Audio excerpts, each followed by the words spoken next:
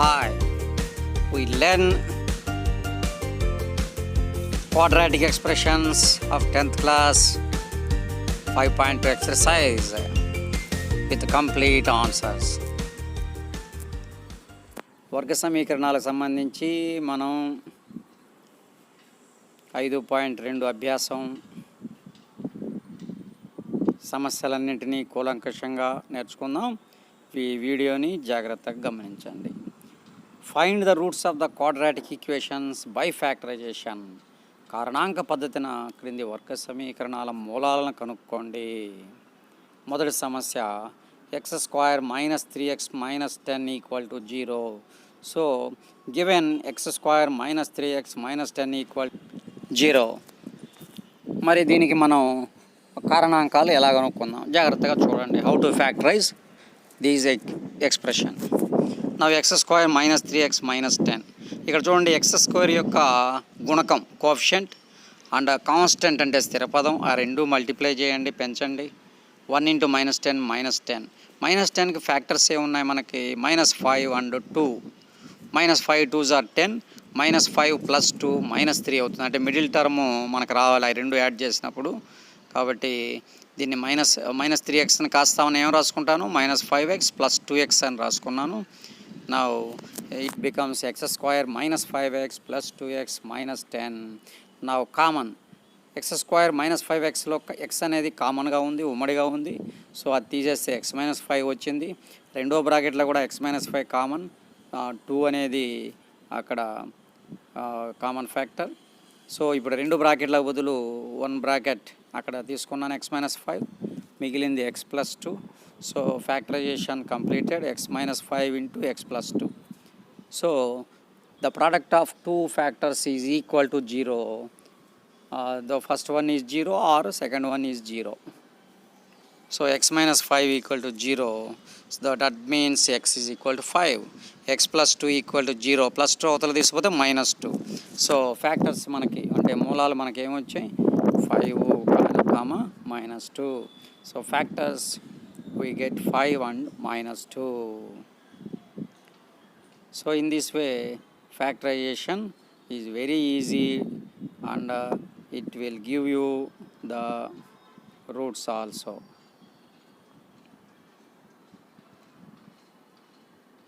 Now we see second problem.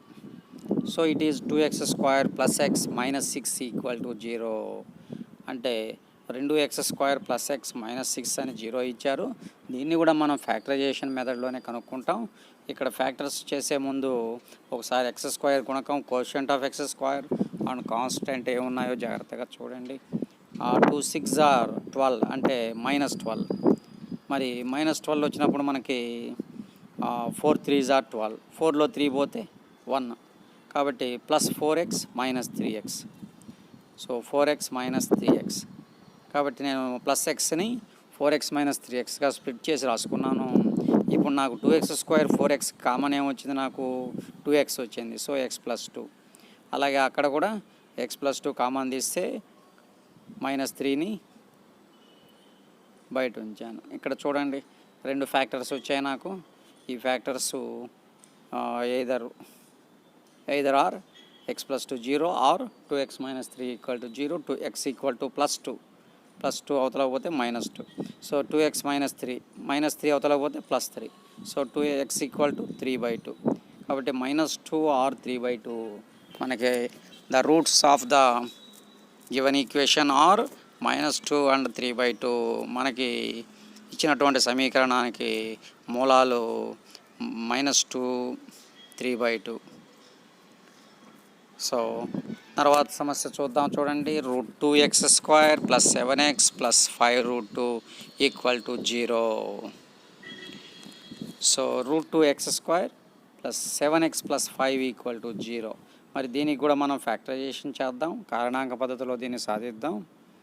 జాగ్రత్తగా గమనించండి. ఇక్కడ మరి x² గుణకం ఏముంది మనకి? Coefficient of x² is √2 and constant 5√2 ఉంది. సో ఆ రెండు మల్టిప్లై చేద్దాం. √2 × 5√2 ఎంత అయింది? 5 2s are 10. 10 ఫ్యాక్టర్స్ ఏంది? 5 2s are 5, 2 యాడ్ చేస్తే 7 వస్తుంది. So 7x can be split into 5x plus 2x. కాబట్టి ఆ విధంగా రాసుకుంటాను. 5x plus 2x plus 5√2.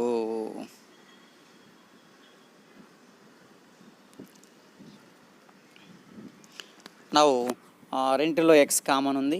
So బ్రాకెట్లో మనకి √2x ప్లస్ 5. ఇక్కడ కూడా కామన్ మనకి √2 కామన్ తీస్తాను. అప్పుడు ఇంకొక √2x లోపల పోతుంది, అలాగే 5 పోతుంది. సో మనకి రెండు బ్రాకెట్లు ఒకే మాదిరిగా వచ్చి ఉంటాయి కాబట్టి ఒక బ్రాకెట్ తీసుకున్నాను. అలాగే మిగిలిన సమాసం x ప్లస్ √2. కాబట్టి మనకి ఇక్కడ కూడా రెండు ఫ్యాక్టర్స్ వచ్చాయి. మరి నా easy to find factors roots. x plus √2 equal to 0 or √2x plus 5 equal to 0. X is equal to minus √2 or √2x equal to minus 5. X equal to minus 5 by √2. కాబట్టి ఈ మాదిరిగా మనకి రెండు మూలాలు, 2 roots. Okay, now we see fourth problem. 2x square minus x plus 1/8 equal to 0. ఇక్కడ చూడండి, మరి ఇక్కడ మనకి కాన్స్టెంట్ వచ్చేసి ఒక ఫ్రాక్షన్ వచ్చింది ఇక్కడ. So we have to convert it into normal equation. So LCM 8 అవుతుంది. So 8 2s are 16x square minus 8 into x plus 1 equal to 8 into 0. So ఇక్కడ మరి హారం అట్లా పోయినప్పుడు 8 into 0 అయింది, 0 అయింది denominator. Now the equation turn into 16x square minus 8x plus 1 equal to 0. 16కి 1కి factorisation చూడండి. 16 1s are 16. 16కి ఏంది ఫ్యాక్టర్స్? 8 రావాలి. మనకు 4 4s are 16. So -4 -4.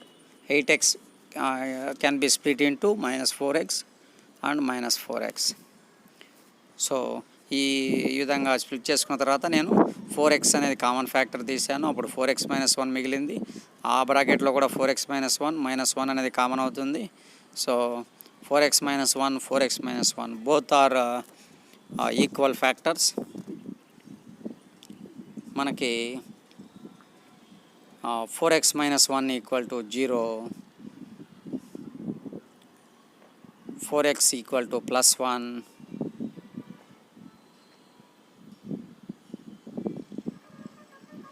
x equal to 1/4. Now 4x equal to 1, x equal to 1/4. కాబట్టి రెండు factors ఈక్వల్గా వచ్చాయి. మనకి రెండు కారణాంకాలు ఒకే విధంగా ఉన్నాయి, 1/4 మరియు 1/4. So roots are 1/4 and 1/4. Both are equal, రెండు సమానం.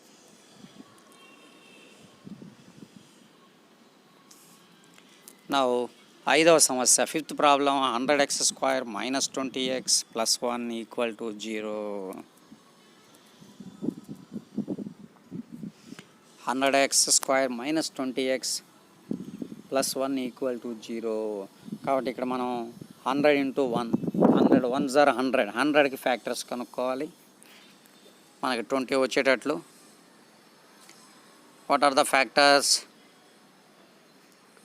10 10s are 100. 10 10 యాడ్ చేస్తే 20. So easy to split. 100x square minus 10x again minus 10x plus 1 -10 -10 -20. Now common factor 10x తీసాను. 10x - 1. ఇక్కడ కూడా 10x - 1 రావాలి బ్రాకెట్లో. So common factor -1. సో మనకి రెండు ఫ్యాక్టర్స్ ఏమొచ్చాయి? రెండు బ్రాకెట్ల బదులు ఒక బ్రాకెట్ 10x - 1, మిగిలిన సమాసం కూడా 10x - 1. So these are also equal factors. రెండు సమాన కారణాంకాలే వచ్చాయి మనకి. 10x - 1, 10x - 1. సో మరి x కనుక్కుందాం. మనకు రూట్ రావడానికి, మూలం రావడానికి మనం x ఎంతో కనుక్కోవాలి. So 10x equal to 1, x equal to 1/10. కాబట్టి మనకి ఎక్స్ వచ్చేసి 1/10 అని వచ్చింది. కాబట్టి దీనికి సంబంధించి రెండు మూలాలు కూడా 1/10 అవుతాయి. తదుపరి మనం 6వ సమస్యను చూద్దాం.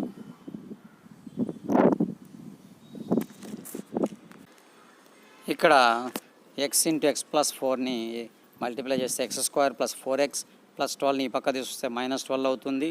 మనకి ఎక్స్ 1 12 ఒక 1 12 జార్ 12 12కి 6 2 జార్ 6లో 2 పోతే 4 కాబట్టి మరి నేను ఆ విధంగా రాసుకున్నాను. అప్పుడు కామన్ ఫ్యాక్టర్ ఎక్స్ వచ్చింది. ఎక్స్ ఇంటూ ఎక్స్ ప్లస్ 6, అక్కడ కూడా -2 ఇంటూ ఎక్స్ ప్లస్ 6 వచ్చింది. కాబట్టి నాకు factors x plus 6 into x -2, x plus 6 equal to 0, x -2 equal to 0, x is equal to -6 or x is equal to. కాబట్టి roots are -6 and 2. మూలాలు ఏమొచ్చాయి మనకి -6 2. తర్వాత 7వ సమస్య చూడండి. 3x² - 5x + 2 equal to 0. కాబట్టి ఇక్కడ 3 రెళ్ళ 6, 6కు ఫ్యాక్టర్స్ 6కి factors are 3 2s or 3 -3 -2 equal to -5. కాబట్టి ఆ మాదిరిగా మనకి స్ప్లిట్ చేసాం. కాబట్టి 3x common factor, so x - 1 here also x - 1 common factor is 2. కాబట్టి 2 బ్రాకెట్ల బదులు ఒక బ్రాకెట్ రాసుకుంటాను x - 1. ఇప్పుడు 3x - 2 equal to 0 or x - 1 equal to 0. కాబట్టి రెండు కారణాంకాల్లో మొదటిది 3x ఈక్వల్ టు 2 అవుతుంది. -2 అవతల పోతే +2, so x is equal 2/3 and x - 1 equal to 0, x is equal to 1. కాబట్టి మనకి రూట్స్ ఏమొచ్చాయి మనకి 2/3 అండ్ 1. తదుపరి 8వ సమస్యను చూద్దాం. x - 3/x equal to 2. So here also fraction. కాబట్టి మనం దీన్ని సింప్లిఫై చేద్దాం, జనరల్ ఈక్వేషన్గా రాద్దాం. సో LCM x అవుతుంది. x into x x² -3x -3 equal to 2x. So x² + 2x యువతలకు వస్తే -2x -3 equal to 0. So normal అయిపోయింది.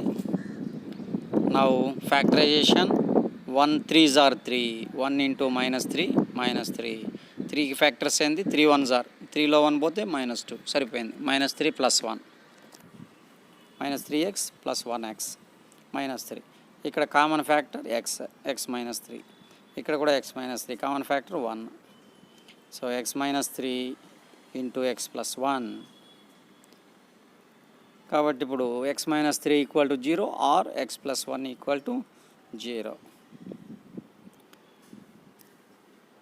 x equal to 3 or x equal to -1. So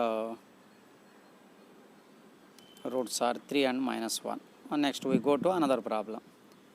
So 9th problem, this is 3 into x - 4 whole square -5 into x - 4 equal to 0. So ఇక్కడ మనం ఈ ప్రాబ్లంని స్క్వేర్ని expand చేసి రాయొచ్చు, లేకపోతే x - 4ని మరి ఏదైనా a b అట్లా ఏదైనా అనుకొని మనం చేయొచ్చు. So equal to 0.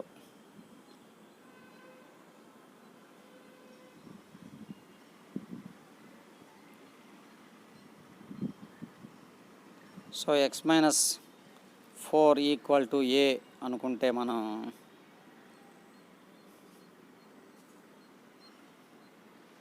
(3a² - 5a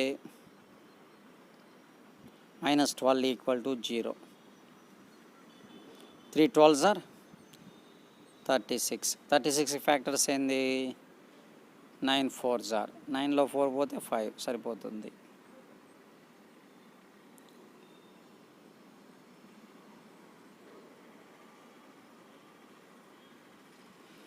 so 3a common factor a - 3, ఇక్కడ కూడా a - 3 common factor is 4.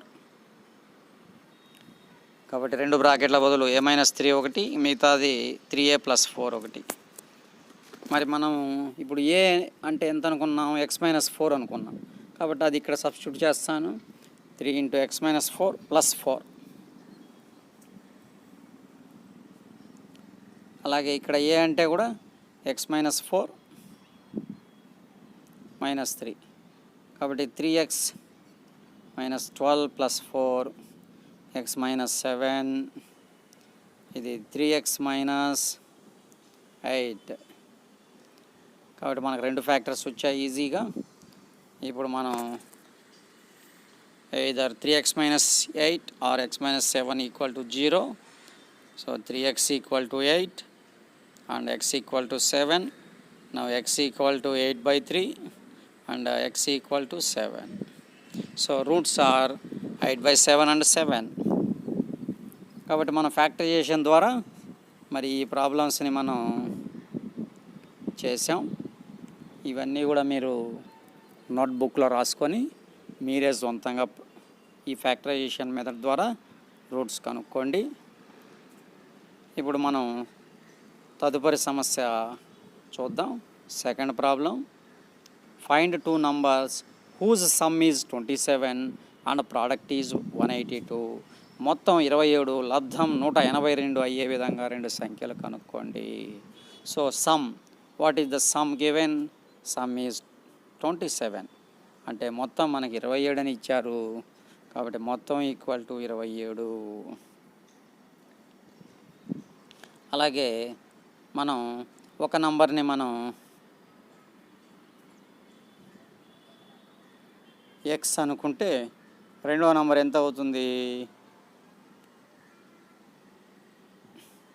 27 minus X అవుతుంది.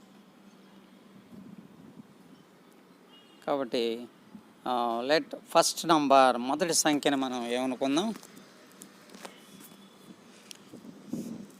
ఎక్స్ అనుకుందాం.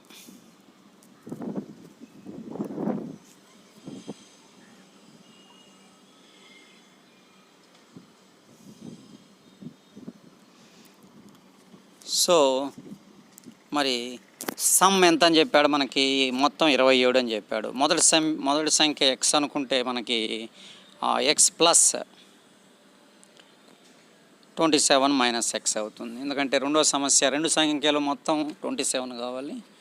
మొదటి సంఖ్య మనం ఎక్స్ అనుకున్నాం, కాబట్టి రెండో సంఖ్య తప్పనిసరిగా 27 మైనస్ ఎక్స్ అవుతుంది. మరి రెండింటిని సమ్ చేస్తే మనకి 27 వస్తుంది. So first number is X, మొదటి సంఖ్య ఎక్స్, రెండో నంబర్ 27 మైనస్ ఎక్స్.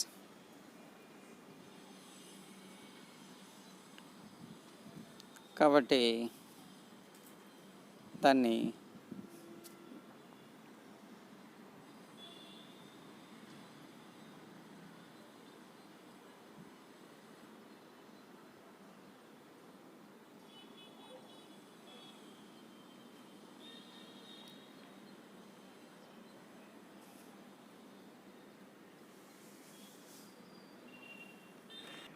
సో ఇప్పుడు మనం ప్రోడక్ట్ తీసుకుందాం. వి గో టు ప్రోడక్ట్, అంటే లబ్ధం తీసుకుందాం. ఎంత ఇచ్చారో మనకి 182 అని ఇచ్చారు. కాబట్టి మొదటి నంబర్ ఇప్పుడే మనం పైన రాసుకున్నాం కదా, first number x, second number 27 minus x equal to 182. So 27x minus x square అవుద్ది మల్టిప్లై చేస్తే. మరి అన్నీ ఆ పక్క తీసుకుపోదాం. Plus x square minus 27x plus 182. So మనకు కావాల్సినటువంటి equation x square minus 27x plus 182. దానికి ఫ్యాక్టర్స్ 182కి ఫ్యాక్టర్స్ చూద్దాం. 13 14s ఆర్ 182. 13 14 యాడ్ చేస్తే 27 అవుతుంది. కాబట్టి దీన్ని స్ప్లిట్ చేసి ఈ విధంగా రాసుకుందాం. X square minus 13x minus 14x plus 182. మరి ఇక్కడ కామన్ ఫ్యాక్టర్ ఎక్స్ అవుతుంది, ఎక్స్ మైనస్ 13. ఇక్కడ కూడా ఎక్స్ మైనస్ 13 కామన్ ఫ్యాక్టర్ 14 అవుతుంది. So first factor x minus 13, second factor x minus 14 అవుతుంది. కాబట్టి మనకి ఇక్కడ x minus 13 equal to 0 or x minus 14 equal to 0. కాబట్టి x is equal 13 or x is equal 14 అవుతుంది. కాబట్టి మొదటి సంఖ్య 13 అవుతుంది, రెండవ సంఖ్య 14 అవుతుంది. So the required numbers first number is 13 and second number is 14. కాబట్టి ఈ విధంగా మనం ఈ సమ్ని ఈజీగా ఫ్యాక్టరైజేషన్ మెథడ్ ద్వారా కనుక్కున్నాం. నెక్స్ట్ థర్డ్ ప్రాబ్లం, రెండు వరుస ధన పూర్ణ సంఖ్యల వర్గాల మొత్తం 613 అయిన సంఖ్యలు కనుక్కోండి. Find 2 consecutive positive integers sum of whose squares 182. So problem బాగా చదువుకున్న తర్వాత let the 2 consecutive positive integers be x and x plus 1. పక్క నంబర్లు. కాన్సెక్యూటివ్ అంటే వరుస నంబర్లు, అంటే తేడా ఒకటే ఉండాలి.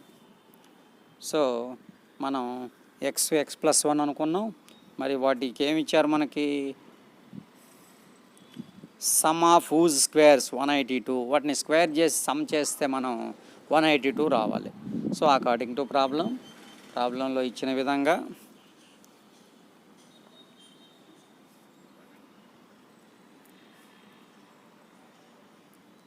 So x square plus X plus 1 whole square equal to 613. మరి దీన్ని ఎక్స్పాండ్ చేద్దాం. we do expand. So x square a plus b whole square ప్రకారం x square plus 2x plus 1 equal to 613. So x square 2x square అవుతుంది. Next 2x 613 పక్క వస్తే -613 plus 1 ఉంది కాబట్టి -612 అవుతుంది. సో దాన్ని మళ్ళీ 2తో డివైడ్ చేశాను. అప్పుడు x స్క్వేర్ ప్లస్ ఎక్స్ -306 అవుతుంది. కాబట్టి 306కి ఫ్యాక్టరైజేషన్ 18 17s are 18 ఒక 17 పోతే 18లో 17 పోతే 1x. సో కాబట్టి x can be split into 18x minus 17x. కాబట్టి దీనికి ఫ్యాక్టరైజేషన్ చేద్దాం. అప్పుడు మనకి 18x minus 17x minus 306 equal to 0. ఇక్కడ కామన్ ఫ్యాక్టర్ x అవుతుంది, ఇది -17 అవుతుంది.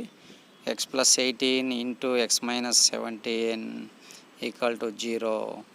కాబట్టి x ప్లస్ 18 ఈక్వల్ టు 0 అయినా అవుతుంది, ఆర్ ఎక్స్ మైనస్ 17 0 అవుతుంది. So x is equal to -18 or x is equal to +17.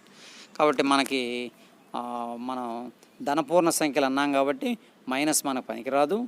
we neglect -18, only we take x is equal 17. కాబట్టి required number 17 and 17 plus 1 అంటే 18. Now we go to fourth problem. The altitude of a right angle triangle is 7 cm less than its base. If the hypotenuse is 13 cm, find the other two sides. ఒక లంబకోణ త్రిభుజం యొక్క ఎత్తు దాని భూమి కంటే 7 సెంటీమీటర్లు తక్కువ, కర్ణం పొడవు 13 సెంటీమీటర్లు అయినా మిగిలిన రెండు భుజాలు కనుక్కోండి. ఇక్కడ మనం జాగ్రత్తగా చూస్తే మనకి భూమి x అనుకుంటే అది x-7 అవుతుంది. 7 సెంటీమీటర్లు లెస్ దెన్ అన్నాడు కాబట్టి మనకు అలాగే కర్ణం 13, హైపోటెనస్ 13 అని ఇచ్చాడు. కాబట్టి మనకి ఒక ట్రయాంగిల్, రైట్ యాంగిల్ ట్రయాంగిల్లో మనకి ఆల్ సైడ్స్ మనం నోటిఫై చేసాం. So x-7 13. Now by applying Pythagoras theorem, you know Pythagoras, side square plus side square equal to hypotenuse square. కాబట్టి ఆ ఫార్ములాని మనం యూజ్ చేసుకొని కర్ణము 13, హైపోటెనస్ ఈజ్ 13. కాబట్టి మనం పైథాగరస్ యూజ్ చేసుకొని ఈ సమస్యని ఫ్యాక్టరైజేషన్ మెథడ్లో మనం ఈజీగా చేద్దాం.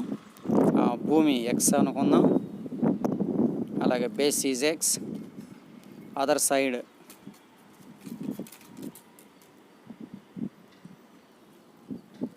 ఆర్ ఆల్టిట్యూడ్ ఎత్తు x-7.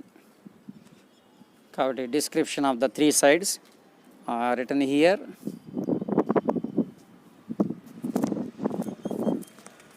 మనం ఇప్పుడు పైథాగరస్ సిద్ధాంతాన్ని మనం వాడుకుందాం.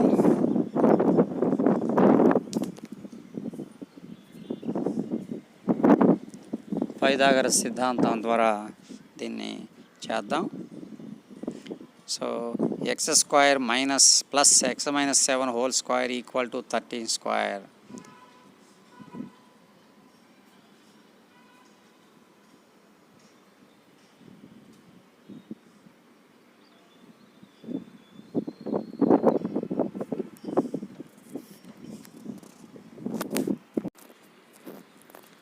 కాబట్టి మనకి AB square equal to BC square plus AC square అవుతుంది. 13 square equal to X square plus X minus 7 whole square అవుతుంది.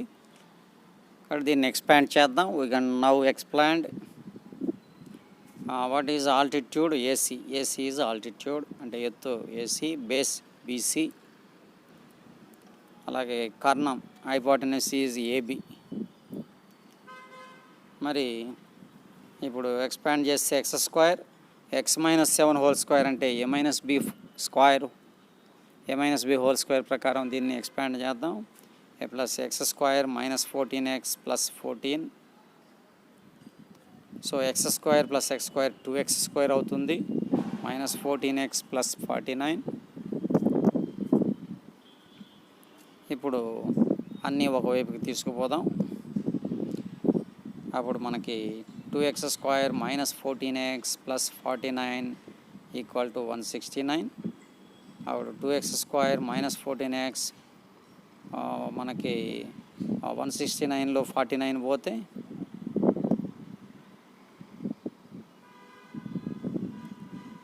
49 మైనస్ 169 మరి ఎంత అవుతుంది మనకి 120 మైనస్ 120 అవుతుంది. సో దీన్ని మరి ఇంకా మనం సింప్లిఫై చేసుకుంటే 2తో క్యాన్సిల్ చేద్దాం. 2 7s are 2 60s are. Now factorization, we do factorization.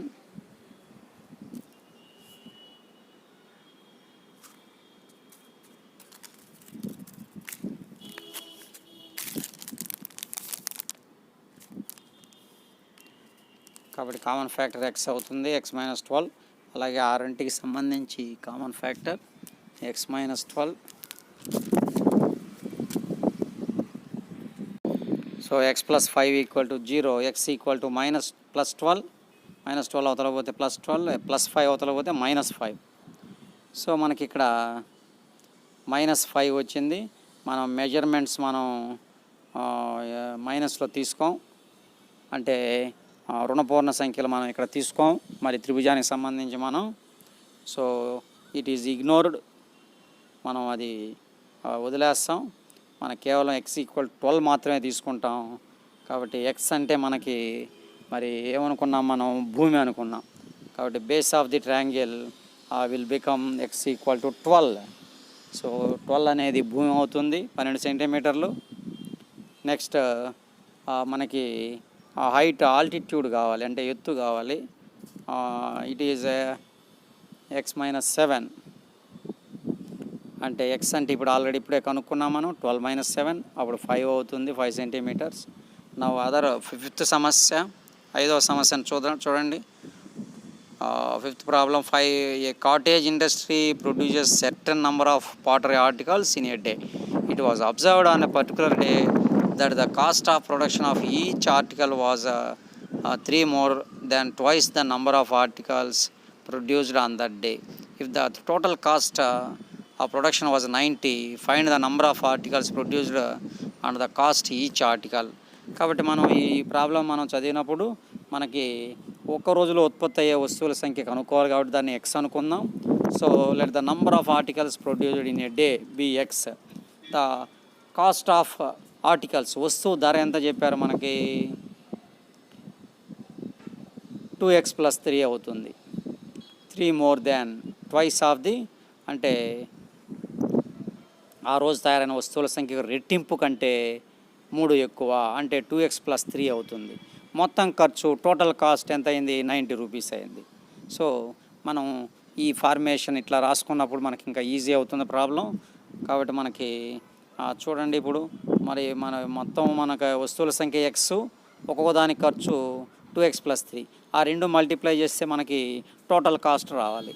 So x into 2x plus 3 equal to 90. ఆ ప్లస్ 90ని యువతల తీసుకొస్తే మైనస్ 90. మనకి ఈక్వేషన్ ఫామ్ అయిపోయింది. So 2x square plus 15x minus 12x minus 90 equal to 0. 92s are 180, 15 12s are 180. So ఆ విధంగా మనం factorisation చేసాం. ఇక్కడ మన కామన్ ఫ్యాక్టర్ x వచ్చింది, ఇంకో దాంట్లో ఈ రెంటిల్లో కామన్ ఫ్యాక్టర్ 6 వచ్చింది. కాబట్టి మనకి 2 బ్రాకెట్లు ఈక్వల్గా వచ్చాయి 2x+15 2x+15 ఒక 2x+15 తీసుకున్నాను, రిమైనింగ్ పార్ట్ x-6. సో అది ఒక బ్రాకెట్. సో 2 ఫ్యాక్టర్స్ కేమ్, మనకి 2 ఫ్యాక్టర్స్ వచ్చాయి, 2 కారణాంకాలు. 2x+15 = 0. అప్పుడు 2x ఎంత అవుతుంది, -15 అవుతుంది. x = -15/2. Other one is x = 6 అవుతుంది. ఇక్కడ వస్తువుల సంఖ్య, వస్తువుల ధర ఇటువంటివన్నీ ప్లస్ తీసుకోవాలి. మైనస్ అనేది it is neglected, we forgotten it. మనం దాన్ని గురించి మర్చిపోతాం, అది వదిలేస్తాం. మనకు కేవలం x = 6 అనేది మాత్రమే మన జవాబు.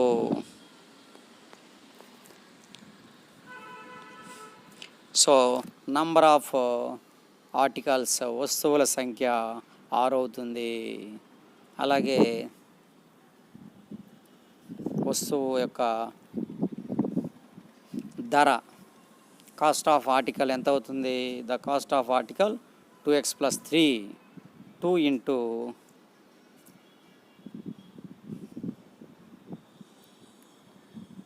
× 6+3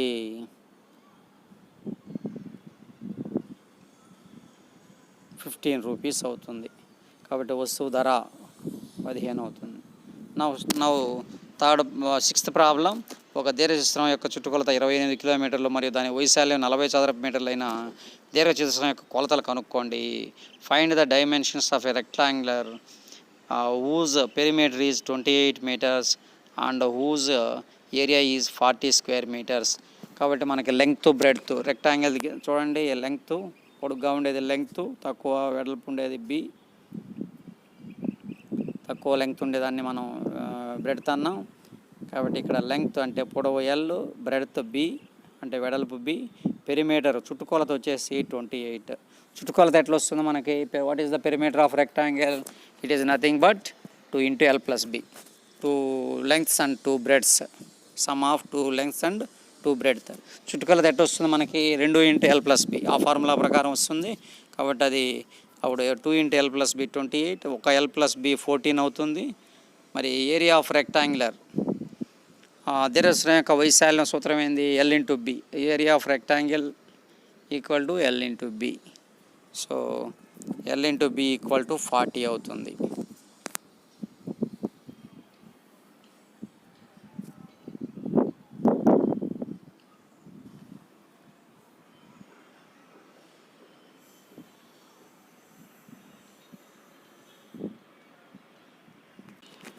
సో l × b = 40, lb 40.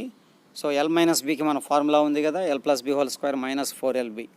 సరే, ఆ ఫార్ములా ప్రకారం నేను వేస్తే 14² - 4 × 40, 196 - 160 = 6 అవుతుంది. 36 అంటే 36 √36 6 అవుతుంది. సో మనకి l - b 6 వచ్చింది, l+b వచ్చేసి 14. మరి మనం వాటిని సాల్వ్ చేస్తే 2l = 20, l = 10. మరి l+b 14 అని తెలుసు, l 10 తెలుసు. కాబట్టి b వాల్యూ ఎంత అవుతుంది? 14 - 10 అంటే 4 అవుతుంది. కాబట్టి లెంగ్త్ వచ్చేసి 10, బ్రెడ్త్ 4. ఈ విధంగా మనం ఆ సమస్యని ఈజీగా సాధించవచ్చు. ఒక త్రిభుజం యొక్క భూమి దాని ఎత్తు కంటే 4 సెంటీమీటర్లు ఎక్కువ. త్రిభుజ వైశాల్యం 48 చదరపు సెంటీమీటర్లు అయిన దాని భూమిని ఎత్తుని కనుక్కోండి. ఇక్కడ చూడండి, triangle ABC is the given triangle and altitude x. So దాన్ని మనం d అనుకుంటే AD వచ్చేసి ఆల్టిట్యూడ్ అవుతుంది, x అవుతే బేస్ x+4 అవుతుంది. So the base of the triangle 4 cm longer than its altitude. If the area of the triangle 48 square centimeters, then find its base and altitude. ఇది కూడా మనం జాగ్రత్త చేద్దాం, చూడండి. So let the base of the triangle x+4 and altitude = x. కాబట్టి ఎత్తు x అనుకుంటే భూమి x+4 అవుతుంది.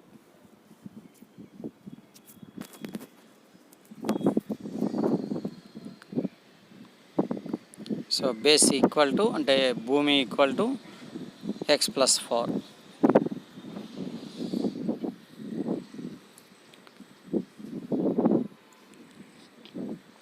ఏరియా ఏమవుతుంది మరి? Triangle area, area of the triangle 48 square centimetres. So half into base into height, అంతే కదా. Triangle area half into base into height.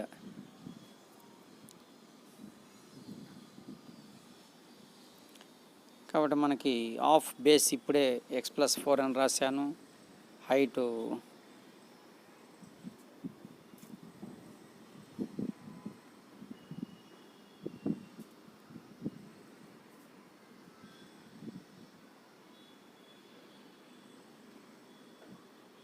x² + 4x = 48/2 equal to 48 × 2. ఇక్కడ 2 డివైడ్ చేస్తున్న సైడ్ పోతే multiply, 48 2s are 96. So x² + 4x - 96 = 0. మరి దీనికి factorisation చేద్దాం. What are the factors of 96?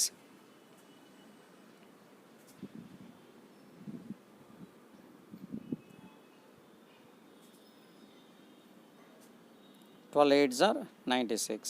So 12x - 8x. So x common factor, x + 12, ఇక్కడ కూడా x + 12 common factor -8.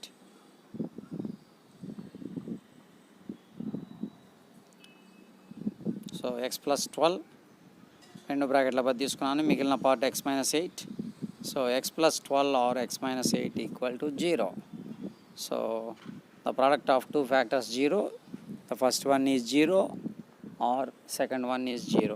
So x + 12 = 0 or x - 8 = 0. x + 12 = 0, x -12 అవుతుంది. అలాగే x - 8 = 0 అంటే x = 8. కాబట్టి x -12. కాబట్టి ఇక్కడ మనకి త్రిభుజం యొక్క కొలతలు నెగటివ్లో ఉండవు, అంటే రుణాత్మకం కాదు. కాబట్టి ఇట్ ఈజ్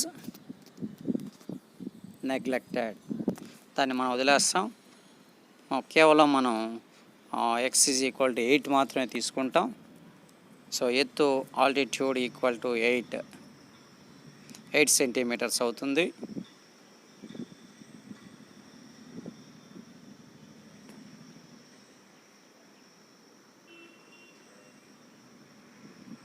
అలాగే మనం దాని యొక్క భూమి ఎంత అవుతుంది? x + 4 అవుతుంది. కాబట్టి అది 8 + 4 12 సెంటీమీటర్ అవుతుంది. కాబట్టి ఈ విధంగా మనం చేసాం. రెండవది eighth problem. 2 trains leave a railway station at the same time. The first train travels towards west and the second train towards north. First train travels 5 km/h faster than the second train. If after 2 hours they are 50 km apart, find the average speed of each. 2 రైళ్ళు ఒక station నుంచి ఒకే సమయంలో, ఒకటి పడమరకు మరొకటి ఉత్తరం వైపుకు బయలుదేరును.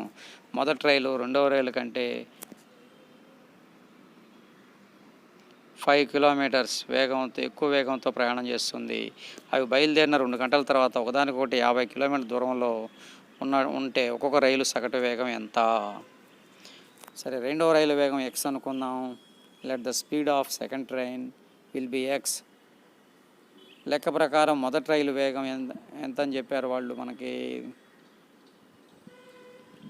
5 kilometres more. కాబట్టి రెండో దానికన్నా మొదటిది 5 ఎక్కువ. కాబట్టి సో ఇట్ ఈజ్ x + 5. కాబట్టి మొదటి రైలు వేగం, first speed of the first rail x + 5, second rail x. ఈ రెండు వచ్చాయి మనకి. ఇప్పుడు మొత్తం ప్రయాణ దూరం, what is the total travel time?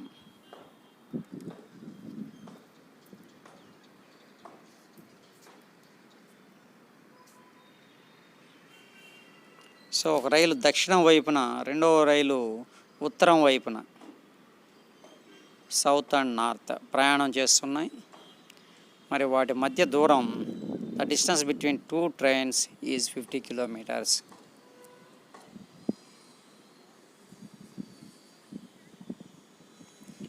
One train is traveling towards north and other train is traveling towards south.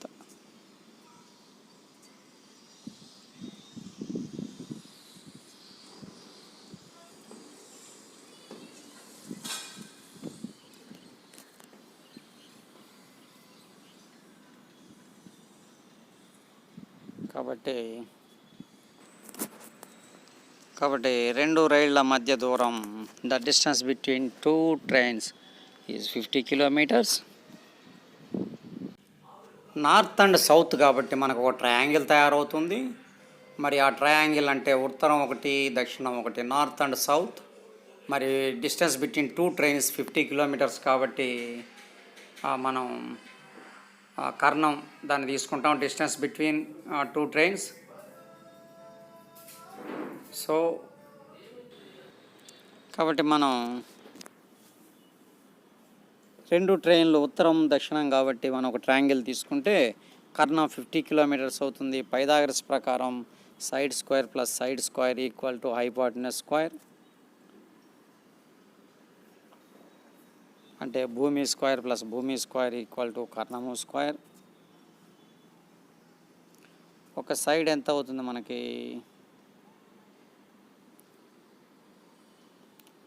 2x square plus 2 into x plus 5 whole square equal to 50 square. 4x square 4 into x plus 5 whole square equal to 2500. ఇంకా దాన్ని expand చేద్దాం. 4x square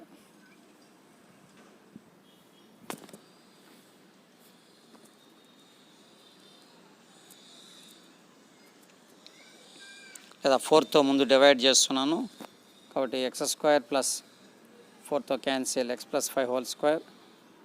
4 4s are 4 6s are 24.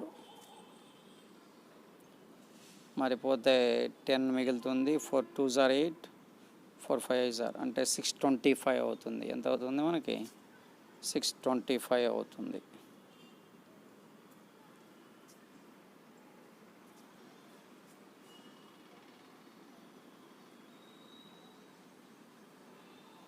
మరి ఇప్పుడు expand చేద్దాం. X square plus 10x plus 25 5 square అంటే a square plus 2ab ప్లస్ b square formula ప్రకారం మనం దీన్ని ఎక్స్పాండ్ చేసాం. కాబట్టి x square plus x square 2x square అవుతుంది ప్లస్ 10x మైనస్ 600. కాబట్టి మళ్ళీ దీన్ని 2తో మనం డివైడ్ చేస్తే ఎక్స్ స్క్వేర్ ప్లస్ 5x వస్తుంది.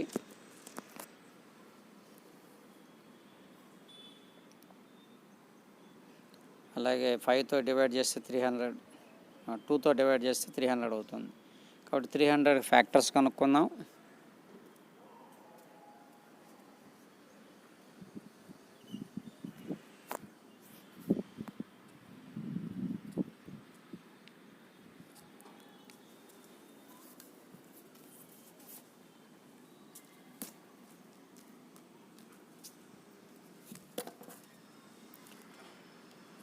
మరి కామన్ ఫ్యాక్టరు ఎక్స్ అవుతుంది. ఇంకొకటి 15 వస్తుంది. ఇప్పుడు first bracket x plus 20, second bracket x plus 15, x minus 15. కాబట్టి x plus 20 equal to 0 or x minus 15 equal to 0. మరి x ఈక్వల్ టు మైనస్ 20 అనేది మనకు పనికిరాదు. x ఈజ్ ఈక్వల్ 15 అనేది కరెక్ట్ ఆన్సర్. కాబట్టి మొదటి ట్రైల్ వేగం ఎంత అనుకుందాం?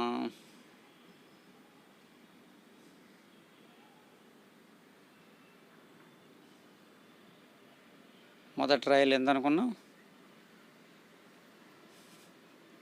x ప్లస్ 5 అనుకున్నాం. మరి రెండవ రైల్ది x అనుకున్నాం.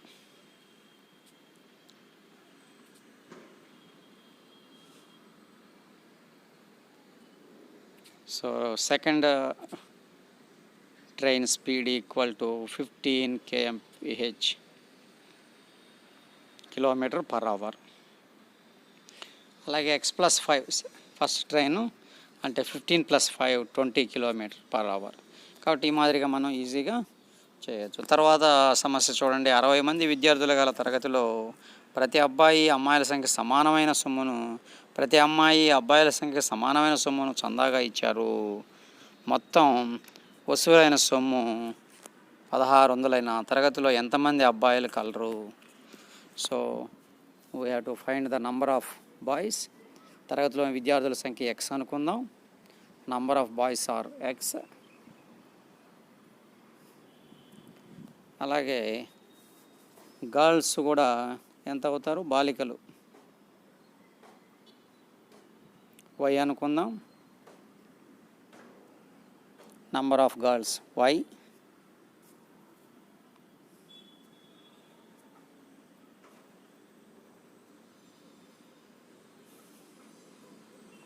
ఇప్పుడు లెక్కలో మనకేం చెప్పారు?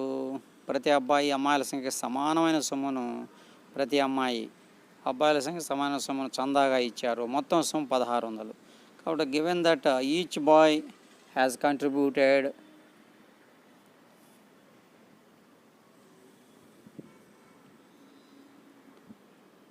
Equal to the number of girls. Girls ఎంతమంది ఉన్నారో వాళ్ళ సంఖ్యకి సమానమైనటువంటి అమౌంట్ ప్రతి అబ్బాయి ఇచ్చాడు. అలాగే దాన్ని ఈక్వేషన్ ఫామ్లో మనం రాయాలి.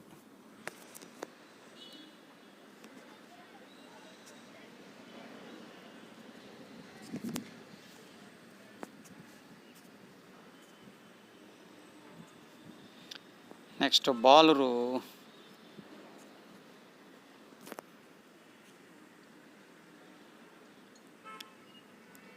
ఇచ్చిన మొత్తం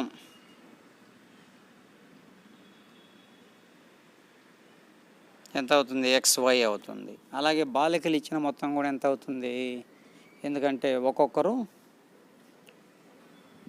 బాలికల సంఖ్యకి సమానమైన అమౌంట్ ఇచ్చారు. వాళ్ళు x మంది ఉన్నారు కాబట్టి x × y వాళ్ళ సమ్ అవుతుంది. బాలికలు ఇచ్చిన మొత్తం కూడా అదే మాదిరిగా yx లేదా xy అవుతుంది. కాబట్టి ఈ రెండు యాడ్ చేస్తే మనకి ఎంత రావాలి? 1600 రావాలి. ఈ రెండు యాడ్ చేస్తే 1600 రావాలి.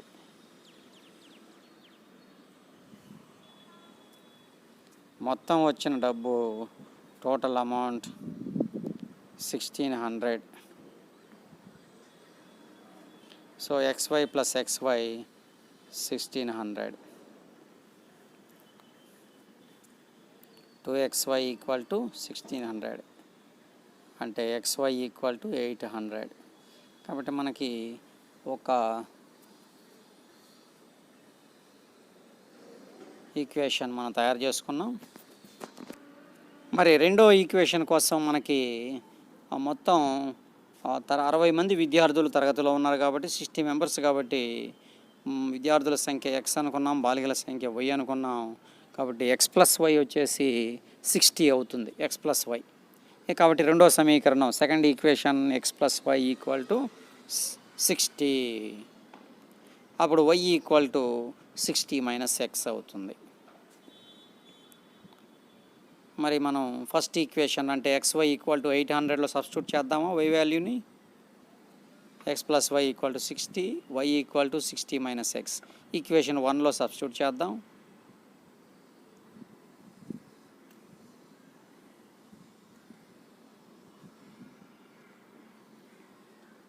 కాబట్టి x × 60 - x = 800. x × 60 - x. కాబట్టి 60x - x² = 800. అన్నీ ఆ వైపుకి తీసుకుపోదాం.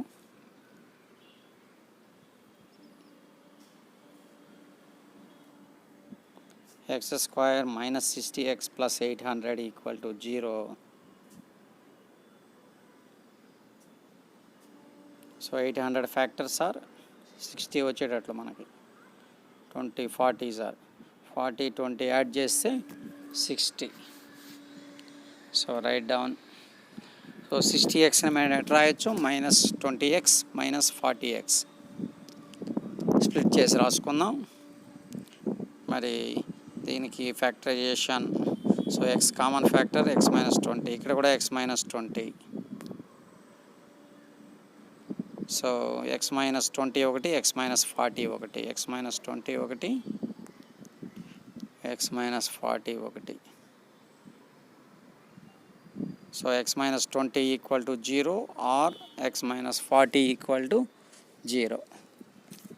So x is equal to 40 or x is equal to 20. కాబట్టి మనకి రెండు రకాల జవాబులు వచ్చాయి మనకి. కాబట్టి గర్ల్స్ 40 అనుకుంటే వాళ్ళు 20 అవుతారు, వీళ్ళు 20 అనుకుంటే వాళ్ళు 40 అవుతారు. సో నంబర్ ఆఫ్ బాయ్స్ 40 అనుకుంటే, లేదా 20 లేక 40 అనుకుంటే గర్ల్స్ 40 అవుతారు, లేదా బాయ్స్ 40 అనుకుంటే గర్ల్స్ 20 అవుతారు. ఓకే, తర్వాత ప్రాబ్లం చూడండి. A motor boat heads upstream distance of 24 kilometers on a river whose current running at 3 kilometers per hour. The trip up and back takes 6 hours. Assuming that the motorboat maintained a constant speed, what is its speed? గంటకు 3 కిలోమీటర్ల వేగంతో ప్రయాణం చేస్తున్న నదిలో ఒక motor boat 24 కిలోమీటర్ల దూరం ప్రయాణించి తిరిగి బయలుదేరిన స్థానానికి రావడానికి పట్టిన కాలం 6 గంటలైన బోట్ స్థిర వేగంతో ప్రయాణించిందని భావించి దాని వేగమును కనుక్కోండి. కాబట్టి స్పీడ్ ఆఫ్ ద స్ట్రీమ్, నీటి వేగం 3 km/h. Speed of the boat, పడవ వేగం x km/h. మరి అభిముఖంగా అంటే నీటికి వ్యతిరేక దిశలో, అలాగే నీరు ప్రవహించే దిశలో, నీరు ప్రవహించే దిశకు వ్యతిరేక దిశలో పడవ ప్రయాణించినప్పుడు దాని వేగం మారుతుంది. కాబట్టి అభిముఖంగా పడవ వేగం, speed of boat, relative speed of boat in up stream ఎంత అవుతుంది? x-3 అవుతుంది. ఎందుకంటే అక్కడ వాల్యూ తగ్గుద్ది కదా మరి అభిముఖంగా అన్నప్పుడు. కాబట్టి ఇప్పుడు ప్రవాహ దిశలో పడవ వేగం అంటే నీరు ప్రవహించే దిశలో speed of the boat, down stream, up stream, down stream.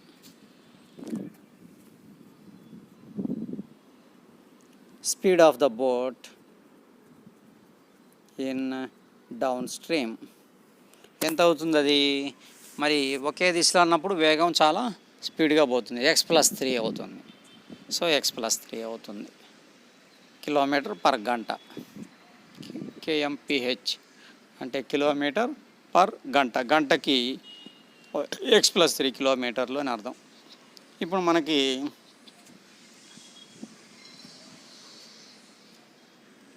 Formula ఉంది కదా,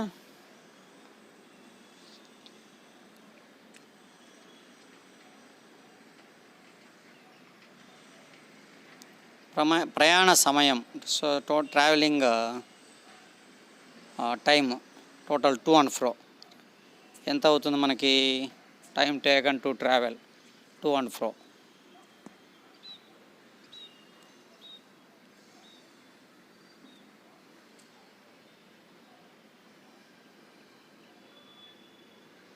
(24 kilometers in 6 hours). మొత్తం 24 కిలోమీటర్లు, అది వచ్చేసి 6 hours, 6 గంటల్లో 24 కిలోమీటర్లు ప్రయాణం చేసింది. మనం ఫార్ములా ప్రకారం 24/x+3 రాసుకున్నాను. 24/x-3 టోటల్ టైం 6 hours కాబట్టి ఈజ్ ఈక్వల్ టు 6. దానికి ఎల్సిఎం కట్టాను, x+3 × x-3. మరి సింప్లిఫై చేసినప్పుడు 24 × x-3 × x+3 equal to cross multiplication 6 × x+3 × x-3. కాబట్టి +3 -3 క్యాన్సిల్ పోయింది. ఇక్కడ x² - 3² అంటే a + b × a - b, a² - b². 48x, 6x² - 48x - 54 అన్నీ పక్క తీసుకొచ్చాను. కాబట్టి మరి ఇంకా దాన్ని సింప్లిఫై చేసుకుంటే 2తో డివిజన్ చేస్తే 2 2s are, మరలా కూడా 3తో పోతుంది, 3 1s are అలాగే 3 8s are 3 9s are. మరి దానికి ఫ్యాక్టరైజేషన్ చేద్దాం. మనకి ఈజీగా సమస్య వచ్చేస్తుంది, సాల్వ్ అయిపోతుంది. సో 9 1s are అంటే -9 + 1 x -9 = 0. కాబట్టి x - 9 ఇక్కడ కూడా 1 common. x - 9 × x + 1 = 0. x - 9 0 or x + 1. కాబట్టి ఇక్కడ x = 9, x = -1. -1 ఈజ్ నెగ్లిజిబుల్, అది వదిలేస్తాం ఎందుకంటే రుణాత్మకం కాదు. వేగం ఎప్పుడు కూడా రుణాత్మకం కాదు. So only we take x = 9. 9 మాత్రమే తీసుకుందాం. కాబట్టి పడవ వేగం ఎంత అవుతుంది? 9 కిలోమీటర్లు అవుతుంది. ఇంతవరకు మీరు 5.2 ఎక్సర్సైజ్ ప్రాబ్లమ్స్ అన్నీ సొల్యూషన్ చూశారు కదా. ఏమైనా మీకు డౌట్ ఉన్నా, ఏదైనా అడగాలంటే కామెంట్ బాక్స్లో చేస్తే నేను రిప్లై ఇస్తాను. Please subscribe to my channel. And if you like the video, please share it to your friends